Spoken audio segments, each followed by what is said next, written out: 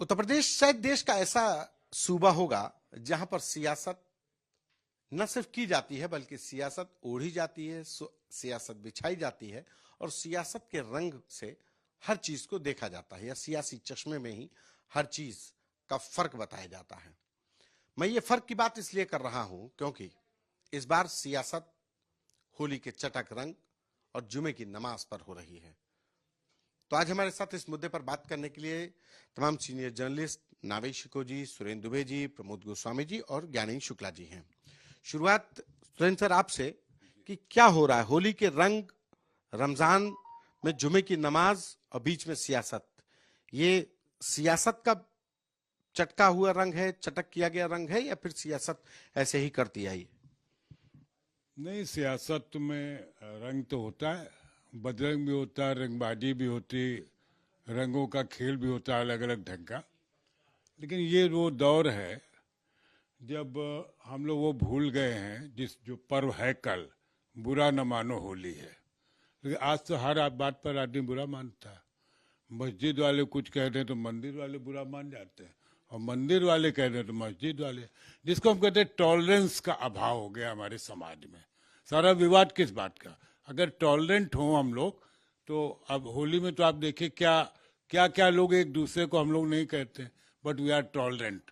हमें लगता है कि नहीं, सारी संस्कृति अपने आपस के लोग हैं, इसलिए होली में इस तरह का माहौल रहता है। इस बार जो वो जिस ढंग के बयानबाजी हो रही है जिसमें सभी स्तर के लोग इन्वॉल्व हैं, तो हम किसको कहें कि बुरा ना मानो होली है?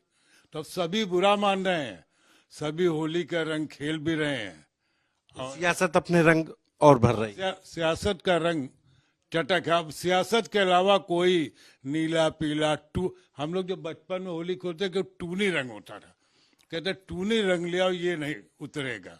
लेकिन जो सियासत का रंग इतना तेज चढ़ गया है कि वो उतरने का नाम नहीं ले रहा। अब वो हमारे सद्भावना जाए रहे या सांप्रदायिक सद्भाव बिगड़े, इससे कोई लेना देना नहीं, लेकिन सियासत का रंग चटक है और चटक बना हुआ है। जी, इस सियासत में होली की रंगत और ईद की जो मिठास है, क्या उसको भी कम किया है? नहीं, देखिए एक बात समझ लीजिए, रिश्ते खराब हुए हैं। रिश्ते खराब तो अब नहीं कहेंगे, टेंस तो हुए हैं।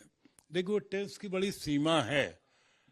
हम लोग जिस जहाँ भी रहते हैं, आज भी आस पड़ोस में आपको सारे लोग, एक होली त्योहार होता है जब सारे लोग निकल के किसी से मिलने जाते हैं।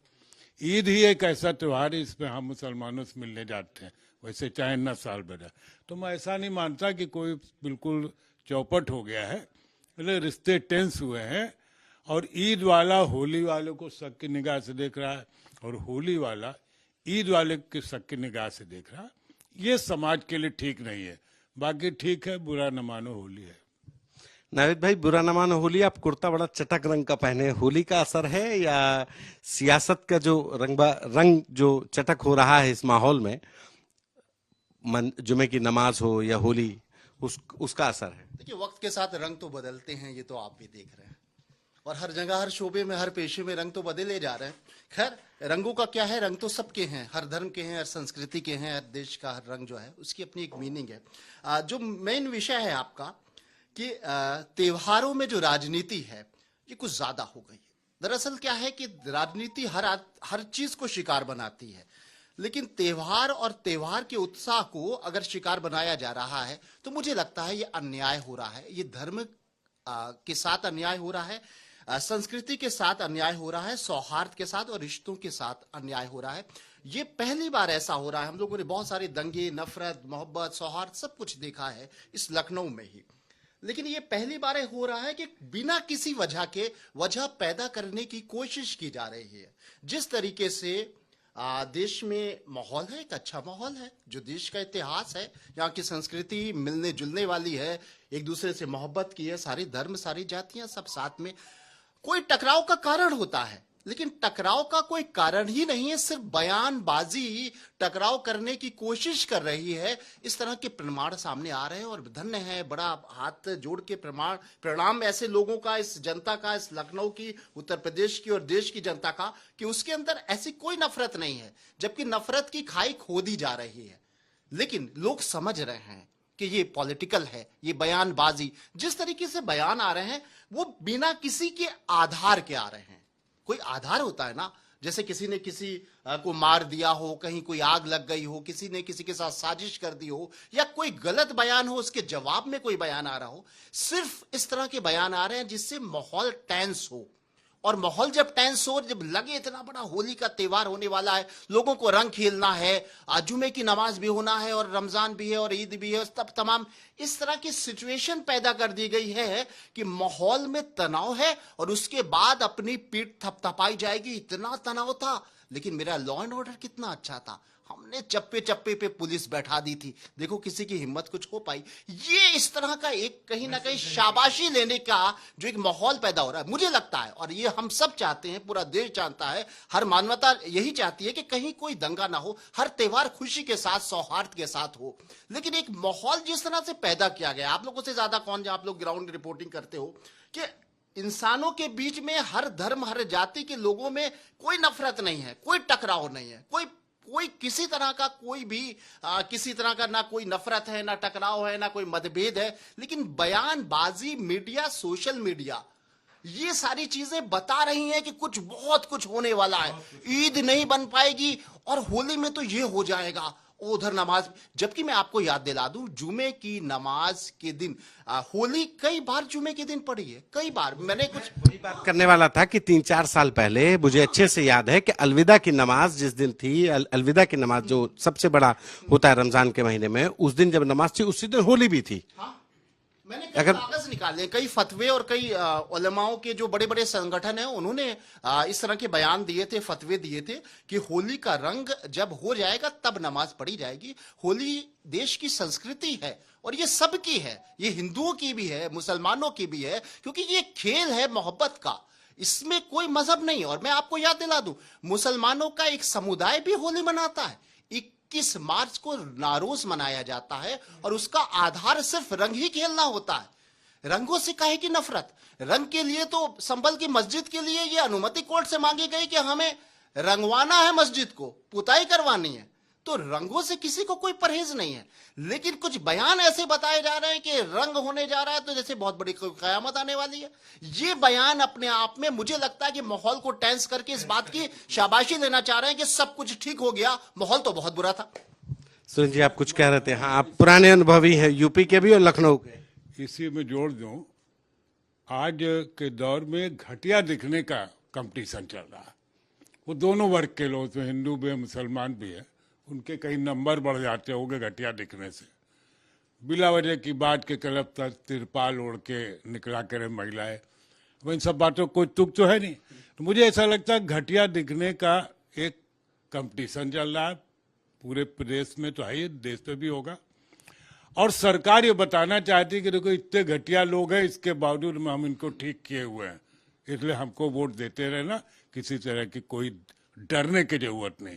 तो पहले डराया जा रहा है और फिर बताया जा रहा है कि डरने की जरूरत नहीं है, हम तुम्हारे साथ। आप तो लंबे समय से रहे, बस एक आखिरी सवाल कि क्या पहले भी जब रमजान के महीने में होली पड़ी या कोई भी त्योहार पड़ा, क्या ऐसा माहौल था पहले जब होली पड़ती थी रमजान के महीने में और जुमा पड़ता था या अलविदा की नमाज हुई 3-4 साल पहले, तो क्या ऐसे हालात उस समय भी ऐसे ही थे? उस समय इसमें अंतर क्या है, तब 4 रोज पहले से बयानबाजी नहीं होती थी। अचानक कोई घटना हो जाए उसको आप नहीं रोक सकते हैं, कोई भी सिरफिरा कोई बात कर दे, चाहे होली हो चाहे दिवाली हो, नमाज हो, जुमे की नमाज हो, कोई बात। लेकिन वो 3 दिन पहले से बयानबाजी नहीं शुरू हुई। इस सोशल मीडिया के दौर में ये एक एडिशन हुआ है कि 3 दिन पहले से माहौल बनाने के लिए बयानबाजी होती है। इसके पहले घटनाएं हो जाती थी, कभी कभी बड़ी विभत्स हो जाती है। मैं तो कानपुर के उस इलाके का रहने वाला हूँ जहाँ मतलब अगर हो जाए तो फिर कई दिन लग जाते थे उसको शांत कराने में, लेकिन वो अचानक हो जाता था। मन में लोगों को उबल रहा होगा, लेकिन 3 दिन से अखबारों में नहीं छप रहा था, क्या टीवी उस जमाने में था नहीं, सोशल मीडिया नहीं था। तो इस सोशल मीडिया ने भी घटियापन को तवज्जो देने का एक रास्ता खोला है। तो ठीक है, हर चीज अपने दौर में चलती है, उसके कुछ प्लस पॉइंट होते हैं, कुछ माइनस पॉइंट होते हैं। हमारे साथ प्रमोद जी और ज्ञानेंद्र जी भी हैं। ज्ञानेंद्र जी, आपसे शुरुआत कि ये सियासत क्या करवा रही है? ये सियासी असर है कि आज मस्जिद को ढका जा रहा है सिर्फ इसलिए कि होली के रंग से कहीं मस्जिद पर होली का रंग न पड़ जाए? देखिए, पहली तो सुरेंद्र जी जब जो बात कह रहे थे कि सोशल मीडिया का जो दौर है, तो सोशल मीडिया के दौर में एंटी सोशल जो एक्टिविटीज हैं वो भी परवान चढ़ चुकी हैं, और उसका भी एक खामियाजा ये है। और दूसरा ये है कि कई बयानबाज भी मौजूद हैं, और वो बयानबाज सारे वो हर पक्ष के हैं, वो चाहे बहुसंख्यक हों चाहे अल्पसंख्यक आबादी हो, दोनों तरफ के बयानबाज हैं। और इन बयानबाजों में आप एक और बात देखिए कि सबसे जो विडंबना है कि वितंडा तो खड़ा कर दिया जाता है, वो रंग को लेकर हो, वो किसी मुद्दे को लेकर हो। जैसे आपने जब शुरुआत की, आपने कहा कि उत्तर प्रदेश में तो सियासत जीते हैं, ओढ़ते हैं, बिछाते हैं, तो सियासत इस कदर अब हावी हो गई कि हर मुद्दे को लेकर सियासत होनी है, ये तो एकदम तय हो गया है। और उसमें जब वितंडा खड़ा कर दिया जाता है, वहां दिक्कत ये आती है कि कोई सेतु नहीं है, कहीं पर भी कुछ ऐसा मुद्दा नहीं है कि दोनों ही वर्गों में जहां पर कोई संवाद की बात हो सके, जहां पर समन्वय की बात हो सके, सहयोग की बात हो सके। और जो भरोसा टूटने की बात तो हम सब करते हैं, लेकिन उस भरोसे की बहाली के लिए संवाद आपस में कायम रहे, ये कौन कार्य कर रहा है? आप कहीं भी ना सत्ता पक्ष करता दिखाई देता, ना विपक्ष करता दिखाई देता, ना सामाजिक संगठन करते दिखाई दे रहे हैं, ना धार्मिक संगठन करते दिखाई दे रहे हैं। तमाम तंजीमें हैं, तमाम संगठन हैं, लेकिन वो सिर्फ अपनी अपनी हांडी चढ़ाए हुए हैं, जहां मुद्दा मिलता है अपनी फायदे की रोटियां सेक रहे हैं उस पर। तो ये नुकसान तो उसकी वजह से समाज का है, और समाज का जो फैब्रिक है, क्योंकि भारत में ये तो समझना ही होगा सबको कि सारे जो वर्ग हैं वो सबको एक साथ ही रहना होगा, ये देश सबका है। लेकिन जब तक आपके पास सेतु नहीं होगा, संवाद के लिए नहीं होगा, आपसी आपस में जो भरोसा बहाली की बात है, आप बताइए कि कोई एक ऐसा चेहरा बताइए सामाजिक जगत से, राजनीतिक जगत से, इतनी सारी सेलिब्रिटी हो चुकी हैं, लेकिन कोई ऐसा चेहरा हो जो सारे लोग उस पर एक साथ उस पर भरोसा कर सकें। सेकुलरिज्म की बात होती है तो सेकुलरिज्म में इतनी हाइट पकड़ लेते हैं कि उसका मतलब यही हो गया है कि अब तो एक डेफिनेशन हो गई है कि सेकुलरिज्म का मतलब एक वन वे ट्रैफिक हो गया है, जहां पर लोग अब उकता जाते हैं ऐसे सेकुलर लोगों से कि वो सेकुलरिज्म की मतलब यही होती है कि बहुसंख्यक जो समाज है उसकी भावनाओं को तिरस्कार करना, तिरस्कृत करना, हे दृष्टि से देखना, उसकी बुराई करना, निंदा करना। तो फिर ऐसे में सेतु कहां से होगा, संवाद कहां से होगा, ये बड़ा सवाल है, और इस पर हम सबको विचार भी करना चाहिए। और चूंकि होली का त्योहार है, होली के त्योहार में तो पिचकारी से मोहब्बत की बौछारें निकलनी चाहिए, फुहार निकलनी चाहिए, और वहां पर अगर नफरत आती है तो ये हम सबके लिए सोचना होगा कि कैसे आपस में मिलके करेंगे, कैसे एक साथ बैठेंगे। और मैं आपको एक उदाहरण दे दूंगा कि कई साल पहले की बात है, ये जब नवाबों का दौर था तो लखनऊ में ये मुहर्रम होता था, क्योंकि शिया थे ज्यादातर नवाब, और मुहर्रम के दौरान ही होली आ गई। तो वाजिद अली शाह ने उन्होंने पता किया कि उन्होंने कहा कि भाई आज तो होली है और लोगों ने कुछ रंग खिलते नहीं दिखाई दे रहे हैं। तो ये कहा गया कि भाई आज चूंकि मुहर्रम है और हिंदू लोगों को, उनको हिंदू समुदाय ने ये माना है कि भाई ये तो दुख की बात है, तो आज वो अवॉइड कर रहे हैं, आज वो नहीं खेलना चाह रहे हैं। तो उन्होंने कहा, रे भाई ये देखो, अगर उन्होंने हमारे लिए इतना त्याग किया है, इतनी कुर्बानी दी है, तो हमको भी आगे बढ़ना चाहिए। और फिर उन्होंने बाकायदा होली का एक बड़ा आयोजन, भव्य आयोजन किया। उसमें बड़ी मतलब वो जैसे लिखते थे, अपने शेरो शायरी लिखते थे होली पर, उन्होंने कई लाइनें लिखी और कई पूरा एक उत्सव जैसा आयोजन भी हुआ। तो ये ऐसी सोच, ऐसी भावना होनी चाहिए। और वो भावना कैसे होगी? वो सत्ता, समाज, सरकार, पक्ष, विपक्ष सबको मिलकर करना पड़ेगा। लेकिन फिर वही बात घूम के आ जाती है कि करेगा कौन, क्योंकि यहां तो सबको अपने अपने फायदे की गोटियां सेट करनी है। तो जब किसी को अपनी फायदा ही देखना है तो हमको आपसे कितना नुकसान हो रहा है, सोशल फैब्रिक कितना नष्ट हो रहा है, इससे फिर किसी का कोई वास्ता नहीं है। और वो मुद्दा बन जाता है, चाहे कि होली का रंग है, कोई कहता है कि हम जुमे के टाइम नहीं बदलेंगे, कोई कहता है कि होली का नहीं बदला जाएगा, और फिर ये विवाद, ये तो अंतहीन सिलसिला है, वो जारी रहता है। क्या ये विवाद जिसकी हम चर्चा कर रहे हैं, ये एक जिले से शुरू हुआ, संभल से, और वहां पे एक अधिकारी ने बयान दिया कि हमारे भाई साल भर में एक बार होली आती है और जुमे की नमाज तो साल भर में 52 बार आती है, तो जिसको परहेज है वो घर में रहे। और उस अधिकारी के बयान पर मुख्यमंत्री योगी आदित्यनाथ के बयान से भी सहमति की मोहर लगती है। क्या ये एक कारण है कि वहां से उठी हुई आग जब मुख्यमंत्री के द्वारा उस पर मतलब बात कह दी जाती है, तो जो ज्ञानेंद्र जी कह रहे थे कि संवादहीनता की, इस चीजों को जो बीच की खाइयां हैं उनको दूर करने के बजाय पाटने की कोई कोशिश नहीं हो रही है? संतोष जी, देखिए, आपने जो सवाल किया वही जवाब भी है। आपने सवाल और जवाब दोनों कर दिए। वास्तविकता यह है कि अब प्रदेश के लोगों में टॉलरेंस कम हो गई है। राजनेताओं ने, सियासत ने सारे जो सद्भाव हैं उनको पलीता लगा दिया है। चाहे वो अब आप ले लीजिए, रंग पे ले लीजिए होली पर कि भाई अगर आपको रंग नापसंद है तो घर में रहिए। ये कौन सा बयान है? इससे पहले भी होते रहे हैं और लोग जितने भी बड़े बड़े लोग थे, सामाजिक सरोकारों से जुड़े लोग थे, राजनेता थे, साहित्यकार थे, जिनका अपना एक प्रबुद्ध लोग थे, वो ये बयान देते थे और कहते थे बड़ी शालीनता से मिलाएं, भाईचारे से मिलाएं, गुलाल खेलें, बुरा न मानो, होली है, इसका रंग ये दिया गया है। एक ये संदेश जाता था। अब संदेश की बजाय उसमें धौंस दी जा रही है। बोले अगर रंग तुमको पसंद नहीं तो घर में बैठो। तो ये एक ना तो प्रशासनिक रूप से अच्छा है, न बयान देने वाले का ये बयान अच्छा है। और उससे ज़्यादा मुझे लगता है कि मुख्यमंत्री का उस सीओ के बयान को पुष्टि कर देना, ये शायद प्रदेश के मुखिया के लिए, जहां हिंदू, मुस्लिम, सिख, ईसाई सब हों, वहां बयान थोड़ा गंभीरतापूर्ण होना चाहिए था, जहां तक मैं समझता हूँ। लेकिन जो ज्ञानेंद्र जी ने एक बात कही कि आजकल सेक्युलर का मतलब कि बहुसंख्यक समाज को तिरस्कृत करना, उसको अपमानित करना। तो अगर ये बात कि भाई रंग अगर आपको परहेज है तो घर में रहिए, बाहर मत निकलिए, नजदीकी मस्जिद में जाइए, होली का रंग खेला जाएगा, तो एक कहीं ना कहीं कि सेक्युलर के नाम पर ये नहीं है कि भाई साल भर में जो होली का त्योहार आ रहा है उस पर एक बड़ा वर्ग है, क्योंकि बात जिसकी जितनी हिस्सेदारी उसकी उतनी भागीदारी की, तो एक बड़ा वर्ग है जो होली मना रहा है, तो उस पे कहीं हम इसके वजह से एक बहुसंख्यक समाज की भावनाओं को नहीं किनारे करने की कोशिश होगी? नहीं, बहुसंख्यक समाज की भावनाओं का तो सवाल तब उठता है ना, उसकी कोशिश कहाँ हम उसको कर रहे हैं। या इससे पहले रहा तब बहुसंख्यक समाज की क्या भावनाएं आहत होती नहीं है? क्या मिलकर नहीं खेलते रहे? ये छोड़ दीजिए। अभी जो ज्ञानेंद्र जी ने बाजिद अली शाह की एक बात कही और उसका उदाहरण दिया, ये बाजिद अली शाही थे लखनऊ में, हिंदू और मुस्लिम दोनों ने, और चौक में आज भी, इसमें पूर्व भारतीय जनता पार्टी के वरिष्ठ नेता रहे लालजी टंडन है, तो ये सारे लोग वहां खड़े, और जितने की होली तो आज भी पहचान है, मशहूर है। और वहां जो मुस्लिम समाज के लोग हैं वो वहां शरबत लेके, गुलाल लेके, रंग लेके बैठते हैं और एक दूसरे के गुलाल लगाते हैं, गुजिया खिलाते हैं, शरबत पिलाते हैं, गले मिलते हैं। एक गंगा जमनी तहजीब जो कही जाती है, वो ये गंगा जमनी तहजीब है। उसको तो कहीं ना कहीं ये बात कह दिया जाए कि जिसको पसंद नहीं, ऐसा नहीं, कुछ लोग सिरफिरे किसी भी समाज में हो सकते हैं। ये लॉ एंड ऑर्डर की जिम्मेदारी कि ऐसे सिरफिरे लोगों को रोका जाए। या कभी कभी ऐसा हुआ है कि जो अनएक्सपेक्टेड कहीं कोई छोटी सी बात पर विवाद हो गया हो, तो ये जिला प्रशासन की, पुलिस की जिम्मेदारी है कि वहां पर निगरानी रखे और उनको रोके। वहां चाहे अलीगढ़ हो, चाहे मुरादाबाद हो, रामपुर हो, ये मैंने देखे हैं, छुटपुट घटनाएं होती रहती थी।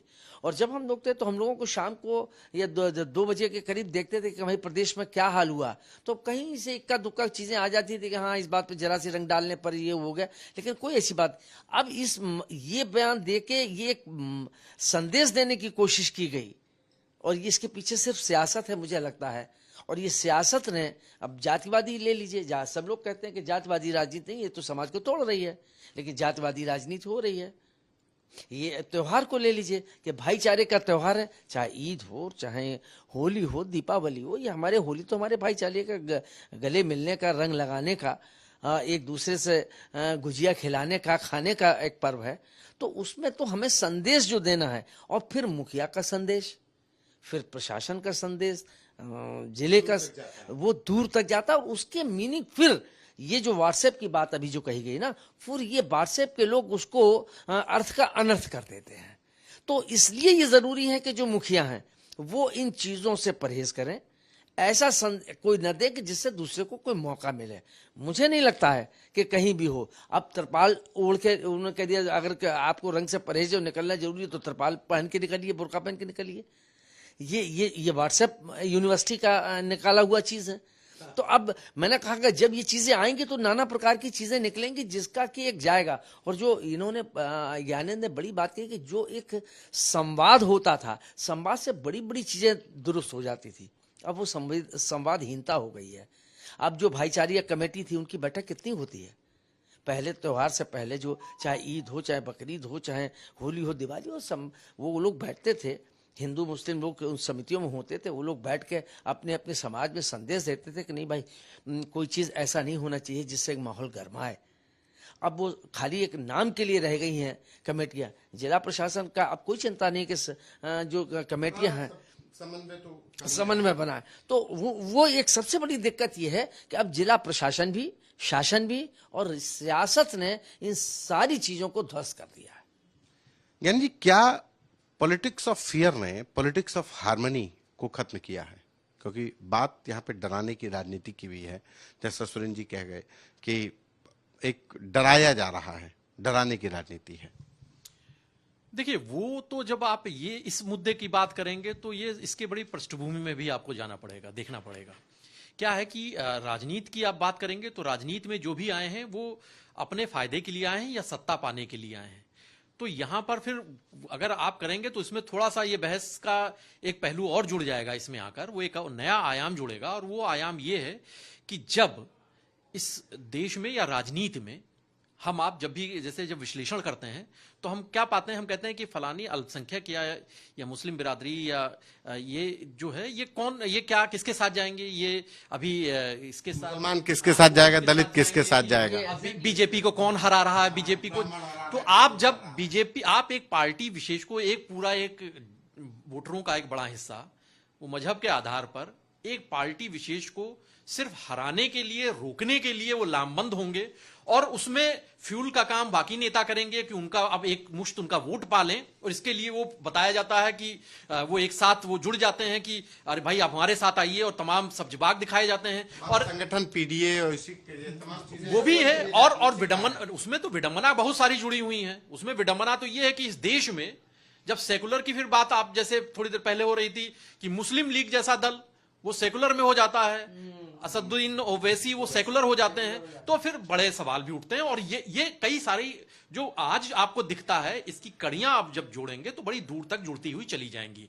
आप देखिए कि अगर अनुज चौधरी कोई बयान देते हैं, जैसे अभी सर ने भी कहा, मुख्यमंत्री ने भी उसको डिटो किया, उनकी बात को किया, तो ये सब क्यों हो रहा है?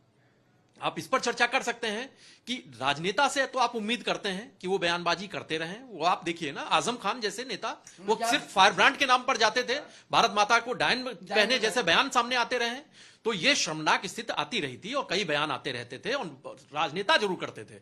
अफसरों से, नौकरशाही से, इससे बचने की बात कही जाती थी। हमारे यहां नौकरशाही के लिए न्यूट्रलिटी की बात होती है, तटस्थता की बात होती है कि वो तटस्थ होकर करेंगे, जो भी सत्ता में होगा हम जनता के लिए हैं, हम लोक सेवक हैं, हम उनके लिए काम करेंगे।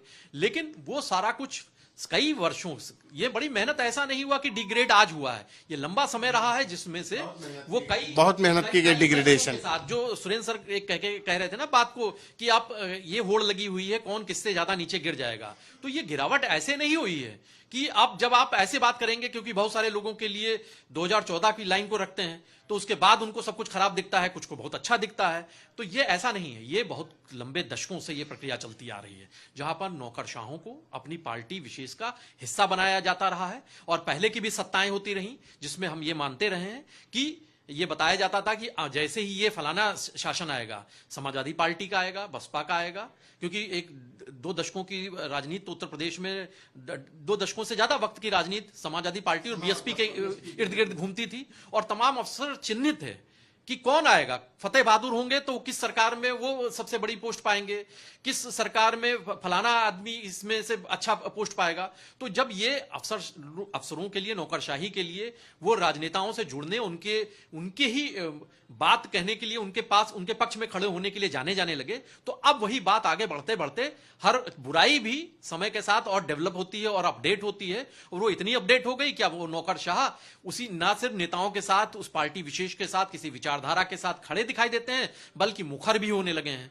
तो ये कदम आगे नेताओं से ज्यादा मुखर होकर के, तो चूंकि अभी ये कई सारे अफसरों की, यहां से लेकर पश्चिमी बंगाल तक है कि कई सारे वहां पर भी आईपीएस अफसर रहे, जब हटाया जाता है, कार्रवाई होती है, तो वो फिर सीधे टीएमसी ज्वाइन कर लेते हैं। कई साउथ में भी ऐसे बहुत सारे एग्जाम्पल हैं। तो ऐसे अफसरों को भी पता है कि आप जब हम राजनीति करेंगे, जब ऐसी बातें करेंगे, ज्यादा दिक्कत आएगी तो हमारे राजनीतिक काका हैं, हम जिन विचारधारा से जुड़े हुए हैं, हम उनकी पार्टी में चले जाएंगे, हम ठोकर मार देंगे, हम अफसरों के साथ हम इसमें नौकर नहीं उसमें बने रहेंगे। क्योंकि ये तो बड़ा लंबा इतिहास रहा है कि तमाम लोग, वो उत्तर प्रदेश में तो एक चेहरों की भरमार है। ये अयोध्या के डीएम से लेकर कहां तक कितने सारे अफसर, और आज के असीम अरुण तक आप देख लीजिए, तमाम अफसर सब इस वक्त मंत्री हैं और सांसद विधायक सब बनते रहे हैं। एक लंबी श्रृंखला है, देश भर में तो भी मौजूद है। तो ऐसे में अफसरों से आप कैसे उम्मीद करेंगे कि उनको जब पता है कि ज्यादा दिक्कत हो जाएगी तो अपने राजनीतिक काका के पास चले जाएंगे और आका उनको पार्टी में शामिल कर लेगा, फिर कुछ समय बाद वो विधायक भी बन जाएंगे। यहां पर बात वही आती है, क्यों उनको बल मिल रहा है? उनको बल इसलिए मिल रहा है कि वो जो सेतु की मैंने जो बात पहले कही थी, वो सेतु का अभाव है। और दूसरा, जो सेकुलरिज्म की बात कही गई थी इस देश में, वो परिभाषा इसलिए गलत थी, इसलिए गलत है और गलत होगी भविष्य में भी, क्योंकि वो एक पक्षीय रही है। जब एक पक्षीय होगा तो फिर अभी जो बहुसंख्यक समाज है उसके अंदर रिएक्शन हुआ है, प्रतिक्रिया उसमें हुई तो ये प्रतिक्रियावादी भी जो भावना है वो भी आगे बढ़ी है। और बाकी रही सही कसर सोशल मीडिया की बात होती है, संवादहीनता के साथ साथ संवेदनहीनता भी होने लगी है। तो फिर ये ऐसे मुद्दे सामने आने लगे हैं जहां पर किसी को फिक्र ही नहीं है कि वहां पर जैसे वो नहीं है कि किसको ये फिक्र कि कबीले का क्या हुआ। सब इस बात पे लड़ रहे हैं कि मुख्तार कौन है, कि जब सबको यही है कि हम ही नेता बन जाएं, हम ही सत्ता पा जाएं, कोई जात के साथ, कोई पीडीए के साथ, कोई धर्म के साथ, कोई मजहब के साथ, कोई अलग अलग फार्मूले निकालकर बन रहे हैं। और हम बड़े गर्व से विश्लेषण भी करते हैं, अरे भाई इस देश में जातिवाद के लिए कितनी, उसके लिए तमाम कानून की बात होती है, उसकी बात होती है। और हम जब भी बात होती है तो जब जातिवाद अगर खराब नहीं है, अगर पीडीए खराब नहीं है, मायावती कुछ करती हैं, अगर उनकी वो दलित राजनीति करती हैं वो खराब नहीं है, तो फिर योगी आदित्यनाथ की बहुसंख्यकों की राजनीति, मोदी की बहुसंख्यक की राजनीति कैसे आप खराब उसको ठहरा सकते हैं? अगर ओवैसी जैसा व्यक्ति वो मुस्लिम के लिए सिर्फ बात करेगा तो फिर आप कैसे किसी योगी, किसी मोदी को आप कसूरवार ठहरा सकते हैं? या तो आप बात करिए, समग्रता के साथ करिए, संपूर्णता के साथ बात करिए। और आप जब बात नहीं करेंगे तब आप एकाकी हो जाएंगे, और एकाकी हो जाएंगे तो फिर वही बात घूम कर आएगी कि आपका सेकुलरिज्म, आपकी जो भी विचारधारा है वो एक पक्षी है, एक मार्गी है। फिर वहां पर संवाद की कोई स्थिति ही नहीं रहती है, भरोसे की कोई स्थिति नहीं रहती है। अब संवाद खत्म होगा तो भरोसा भी टूटेगा, और भरोसा टूटेगा तो फिर वही स्थितियां जो सामने आती हैं वो ऐसी दिखाई देती हैं।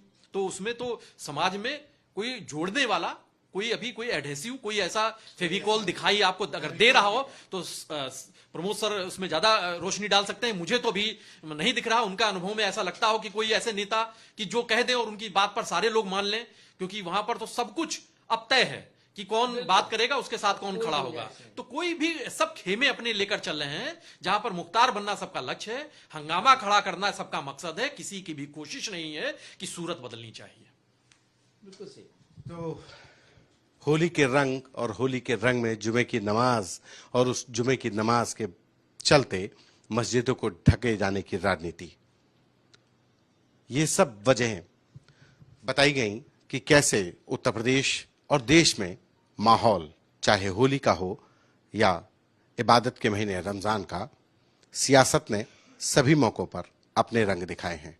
यह अलग बात है कि सियासत के इन रंगों से रिश्ते जरूर टूट रहे या कमजोर हो रहे हैं, लेकिन बात यहां पर उस शख्स की, उस व्यक्ति की, उस संस्था की जो इस भाईचारे को बनाए रखे। कैमरा पर्सन गौरव के साथ संतोष कुमार, यूपी तक।